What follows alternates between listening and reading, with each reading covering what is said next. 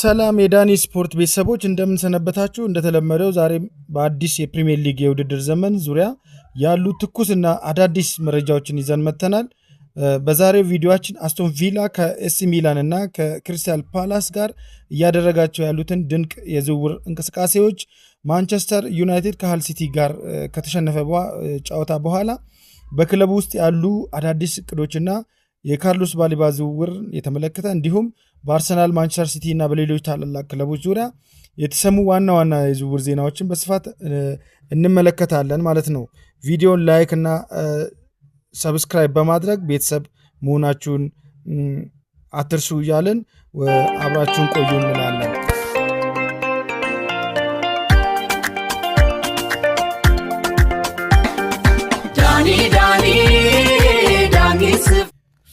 ተመለስን ክብራት የዳኒ ስፖርት ቤተሰቦች። መጀመሪያ ወደ አስቶን ቪላ አለን። ክለቡ የፊት መስመር አማራጮችን ለማጠናከር በከፍተኛ ፍጥነት እየተንቀሳቀሰ ይገኛል። አስቶን ቪላ የክሪስታል ፓላሱን አጥቂ ዣን ፊሊፔ ማቴታን ለማስፈረም የመጀመሪያ ደረጃ ግንኙነት አድርጓል። ማቴታ ከፓላስ ጋር ያለው ውል ሊጠናቀቅ 1 ዓመት ብቻ የቀረው ሲሆን ቢያንስ ካለፈው የክረምት ዝውውር መስኮት ጀምሮ የቪላ ትኩረት ስቦ ቆይቷል። ሆኖም በሁለቱ ክለቦች መካከል በዋጋ ግምት ላይ የተወሰነ ልዩነት እንዳለ ሪፖርቶች ያመላክታሉ ማለት ነው። በሌላ በኩል ቪላ ከዚህም በላይ ትልቅ እርምጃ በመውሰድ ከኤሲ ሚላን አጥቂውን ራፋኤል ሊያኦን ለማዘዋወር ጥያቄ አቅርቧል ማለት ነው።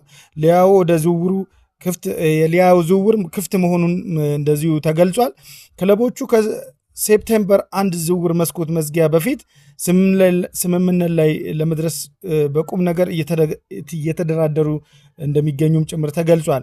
ይህ እንዲህ እንዳለ ኦሊ ዋትኪንስ በሳውዲ ፕሮ ሊግ ክለብ አልሂላል በንቃት እየተፈለገ መሆኑንና አልሂላል ያቀረበው ቢያንስ አንድ ጥያቄ ውድቅ መደረጉ ይታወሳል። ዋትኪንስ ከብራይተን ጋር በነበረው ጨዋታ በስብስብ ውስጥ አለመካተቱ እና ከሰኞ ዕለት ጀምሮ ወደ ስልጠና ተመልሶ ይቅርታ መጠየቁ ይታወሳል።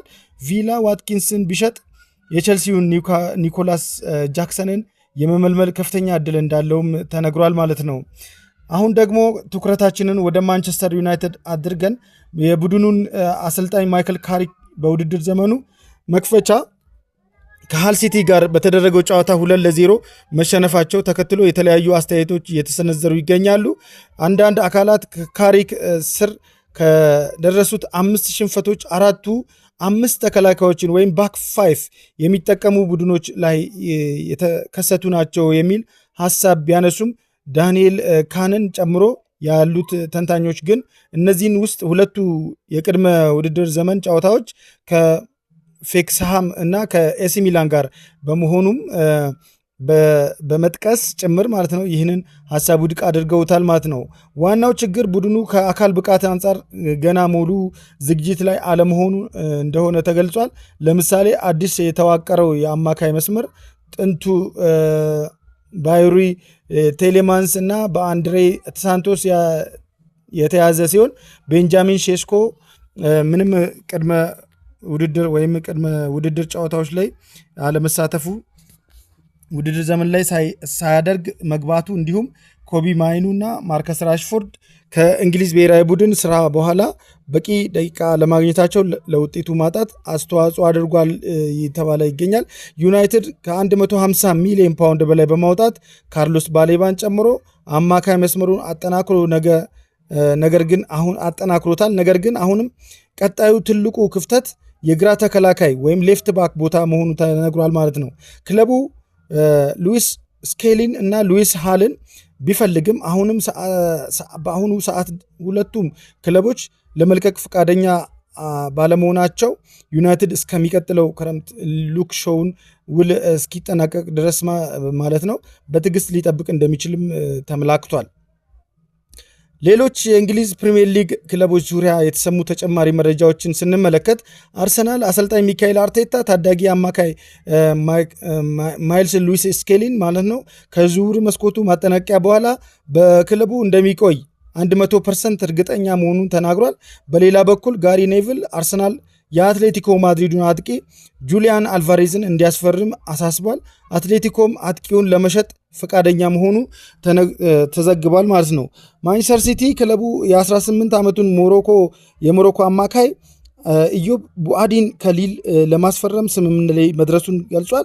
ሊቨርፑል እንደዚሁ ሉሪያን ቬርትዝን ከክለቡ ጋር መያያዙ አሁን ለሽያጭ ከተለያዩ ክለቦች ጋር ስሙ መያያዙ አሁንም ካለው የዝውውር መስኮት አንጻር ክለቡ ታሪክ ማለት ነው ውስጥ ከታዩ አስቸጋሪ ጊዜያት አንዱ ሊሆን እንደሚችል ወይም አስቸጋሪ ዝውውር እንደነበረ ተነግሯል ማለት ነው።